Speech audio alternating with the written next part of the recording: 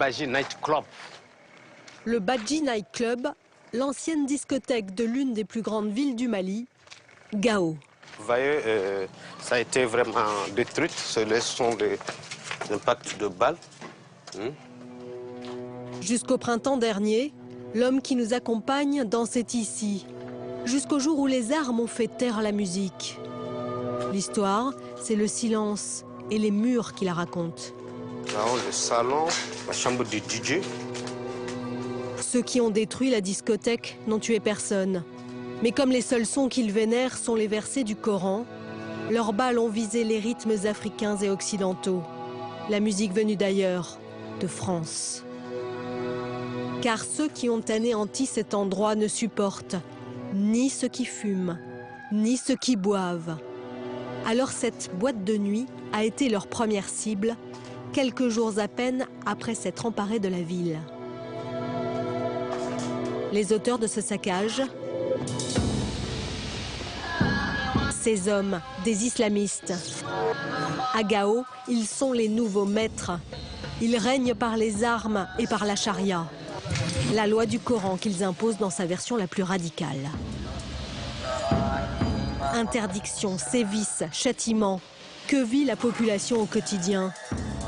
Qui sont ces hommes qui défient l'Occident? Un journaliste français ne peut pas aller à leur contact. Le risque d'enlèvement serait trop grand. Alors nous avons confié une caméra à une équipe de reporters maliens. Leurs images sont exclusives. Gao, une ville devenue fantôme sous l'emprise des soldats de Dieu.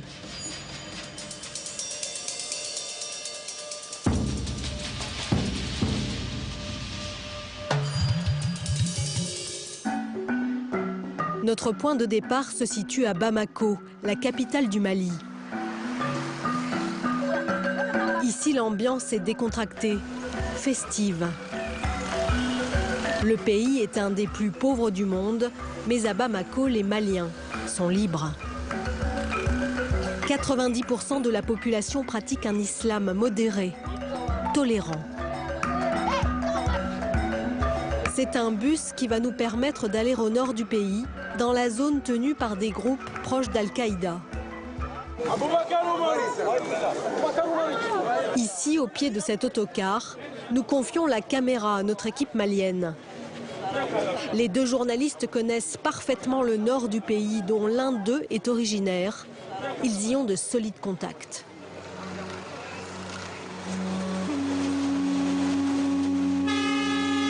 Une seule route relie Bamako à Gao. Elle est goudronnée, plutôt en bon état. Mais pour parcourir les 1200 km qui séparent les deux villes, il faut tout de même 20 heures de voyage. Ces dernières années, ces paysages faisaient le bonheur de milliers de touristes français. Ils partageaient la route avec les locaux, qui sont les seuls désormais à s'y aventurer.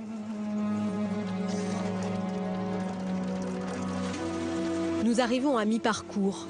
Dans quelques kilomètres, nous allons entrer dans la zone islamiste.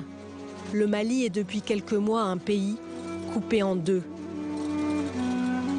La séparation n'a ni panneau, ni barrage, ni contrôle. Elle est invisible. Mais chacun sait que la ligne entre les deux Malis est franchie quand tombe ce bout de tissu. Un rideau en guise de frontière pour séparer le regard des hommes de celui des femmes rassemblés à l'arrière de l'autobus.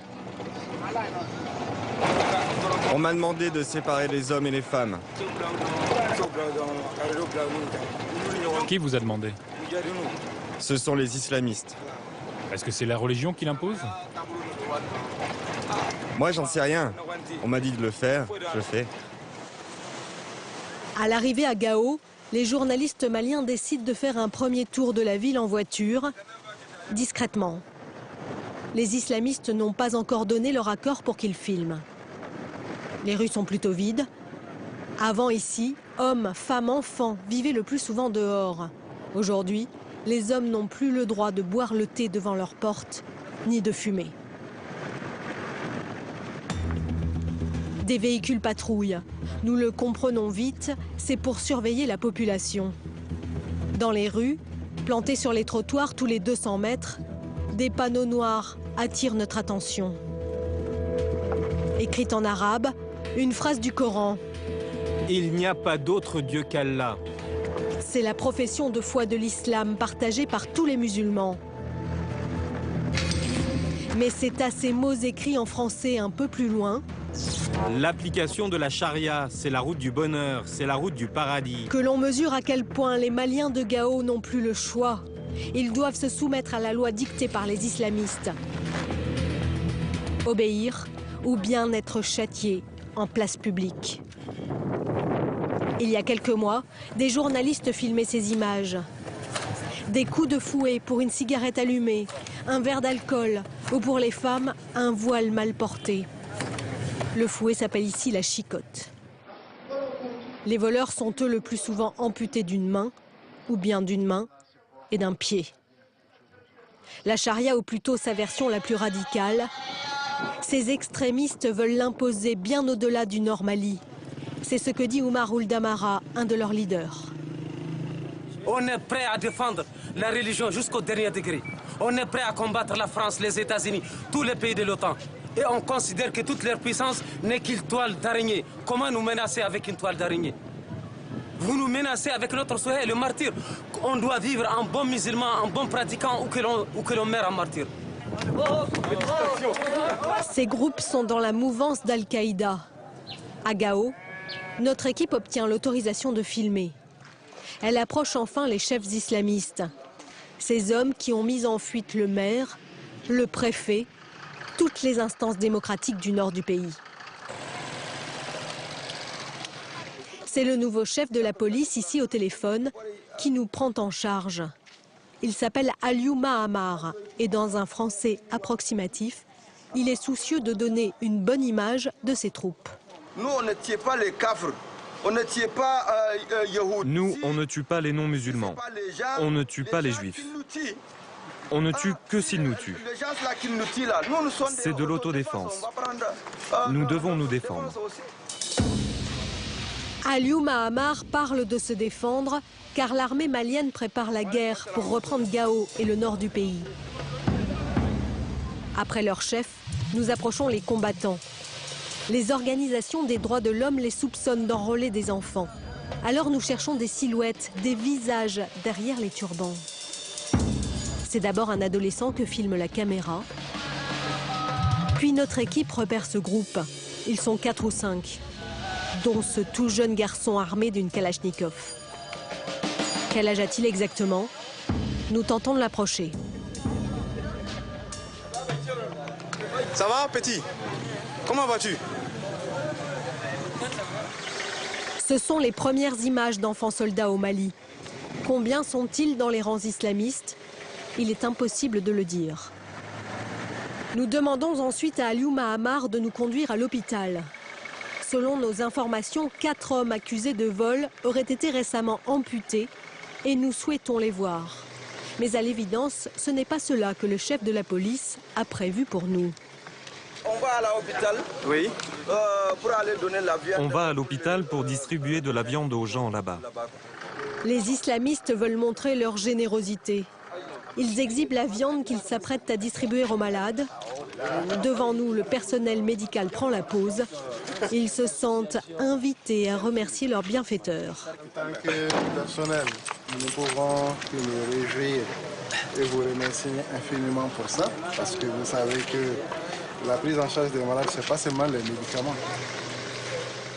Nous repartons sans avoir pu vérifier l'état de santé des amputés de Gao. Manque-t-il de soins, de médicaments? Nous n'obtiendrons jamais l'autorisation d'entrer à l'intérieur de l'hôpital.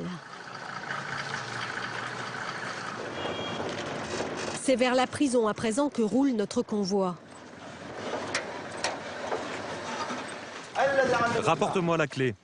Sur les détenus, aucune information sur leur nombre et sur les raisons qui les ont conduits ici. Les gardiens les sortent régulièrement pour une séance de rééducation morale. C'est Dieu qui vous met dans cette situation difficile pour tester votre croyance. Et les croyants iront directement au paradis.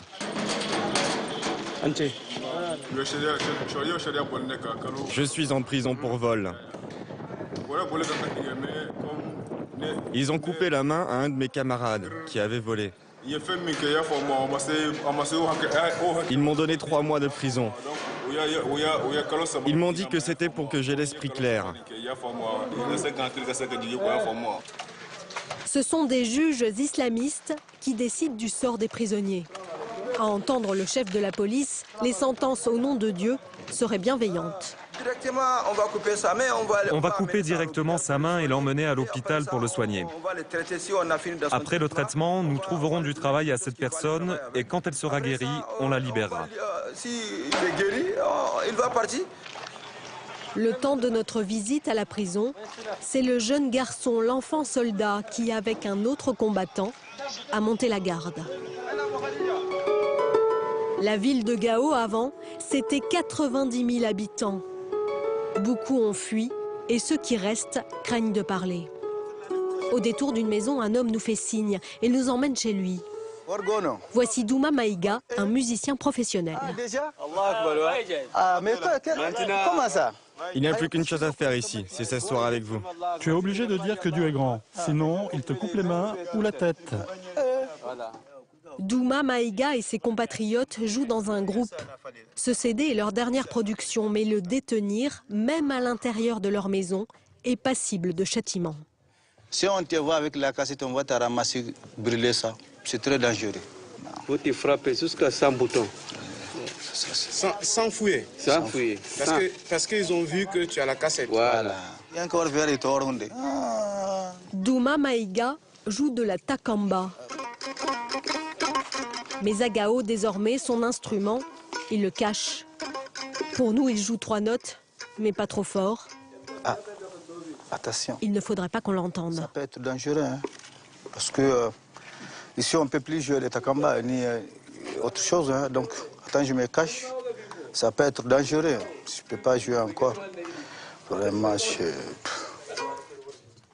À Gao, jouer de la musique ou tout simplement en écouter est banni.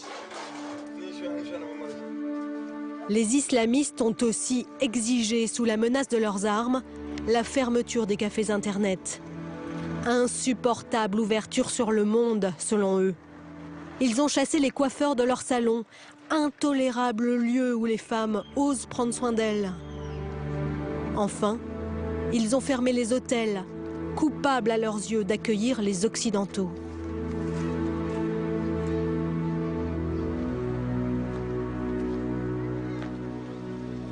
Avant qu'ils partent dans cette zone, nous avions demandé à notre équipe d'aller à la rencontre des femmes de Gao. L'une d'elles a accepté de nous recevoir à l'abri des murs de sa maison. Elle s'appelle Fifi. Il y a encore quelques mois, elle était libre de ses allées et venues. Aujourd'hui, c'est fini. Elle est soumise, comme tous les habitants, à un couvre-feu dès 22 heures. On ne vivait pas sous occupation. On avait notre propre liberté. On faisait ce qu'on voulait.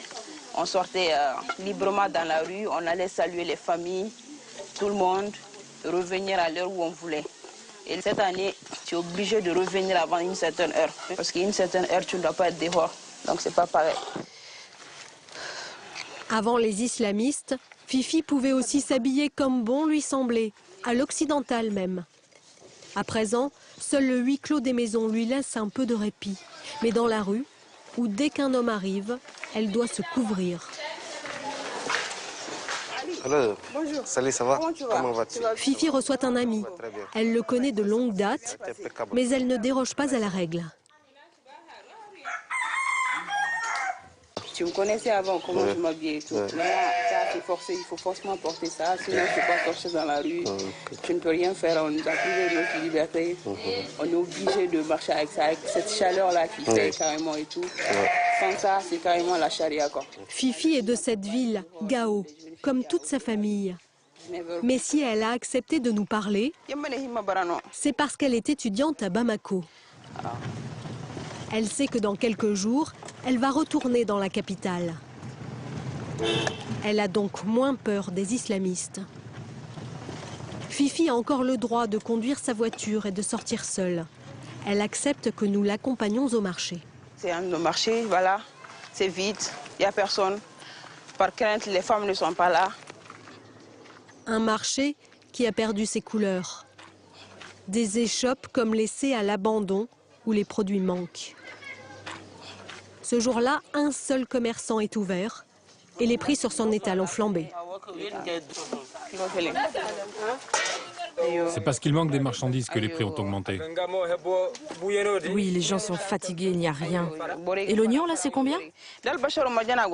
Autour de 800 francs CFA. C'est énorme. Et le kilo avant, c'était à combien? 250 ou 300 francs. Quand c'était cher, maximum 400 francs. Ça a carrément triplé le prix. Les Maliens de la ville de Gao n'ont pas souhaité cette villa. Depuis l'arrivée des islamistes, 450 000 personnes auraient déjà fui ce territoire. Alors qu'elle filme ces images de rue, notre équipe est brutalement interrompue. A-t-elle franchi une limite? En fait, les chefs islamistes ne sont pas tous d'accord avec notre présence. L'équipe est retenue plusieurs heures. L'un des journalistes est même menacé de mort. Ils finissent par être expulsés. Ce sont leurs dernières images de Gao. Nous décidons de poursuivre notre reportage à Bamako, auprès de ceux qui ont fui la charia. Pour Dédéou, il est presque déjà trop tard. Dans les rues de la capitale, cet ancien plombier est maintenant libre, mais sans sa main droite. Il a été amputé pour vol en septembre dernier. 2 fois par semaine, il se rend dans cet hôpital pour refaire son pansement.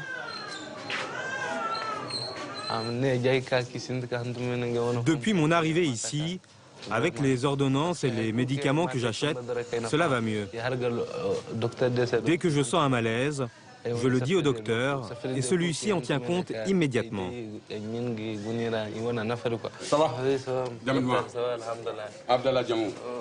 Dans ce centre hospitalier de Bamako, c'est la première fois que les médecins sont confrontés à une telle blessure.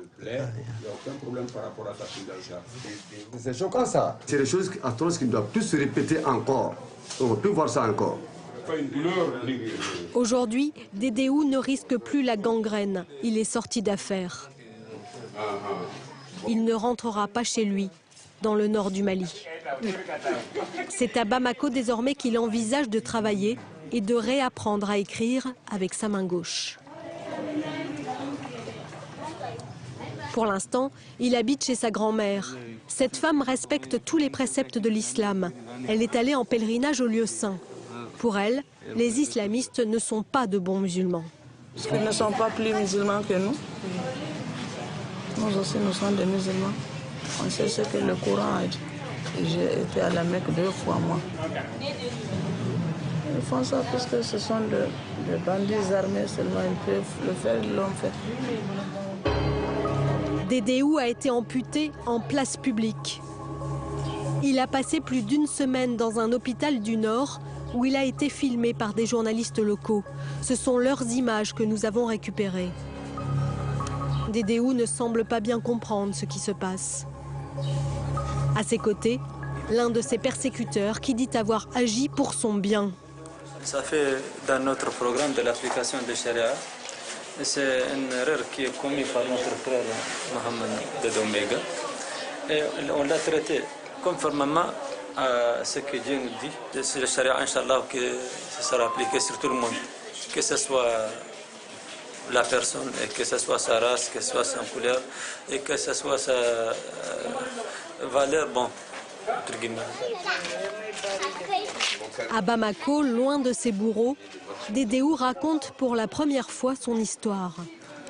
Il a bien volé un matelas et un sac de riz, mais pour lui, son amputation est le fruit d'une vengeance. Il a refusé de rejoindre les combattants de Dieu. Les islamistes l'ont d'abord jeté en prison, 5 mois. Puis ils ont fait payer à sa famille une caution pour le libérer. Finalement, ils lui ont menti sur son sort. Un dimanche où ils avaient promis de me libérer, les juges et la police islamique sont revenus. Ils m'ont dit qu'ils appliquaient la charia et que ma main serait coupée. Ils ont apporté une sorte de piqûre et me l'ont injectée. Peu de temps après, ils m'ont aussi administré de la cocaïne. Quand ils m'ont coupé la main, je n'étais même pas conscient. Depuis qu'ils sont au pouvoir dans le nord du pays, les islamistes ont, selon nos informations, amputé plus de 10 personnes et lapidé un couple illégitime. Ils ne méritent pas le pardon. Tous ceux qui excusent ces gens sont complices. Des gens qui séparent les personnes, en tout cas moi, je ne les pardonne pas. Je ne pardonne pas ce qu'ils ont fait.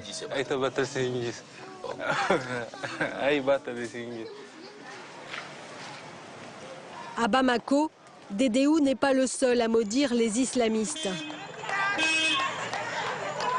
Celle qui arrive en fanfare et qui est acclamée par les membres de sa famille, c'est l'ex-adjointe au maire de Gao.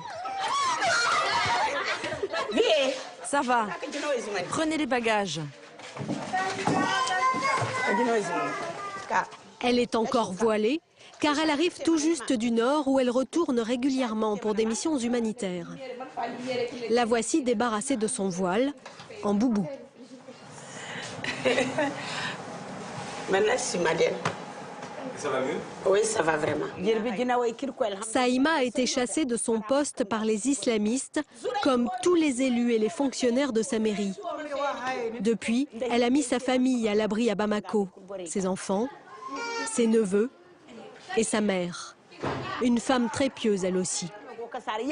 Saïma est la seule à faire des allers-retours entre Bamako et Gao, à ses risques et périls. Ces dernières semaines, la situation s'est tendue. Hier soir, ils ont tiré sur le pied d'un gamin, uniquement parce qu'il roulait à 3 motos l'une derrière l'autre. Comme cela formait une sorte de cortège, ils ont tiré sur eux en rafale.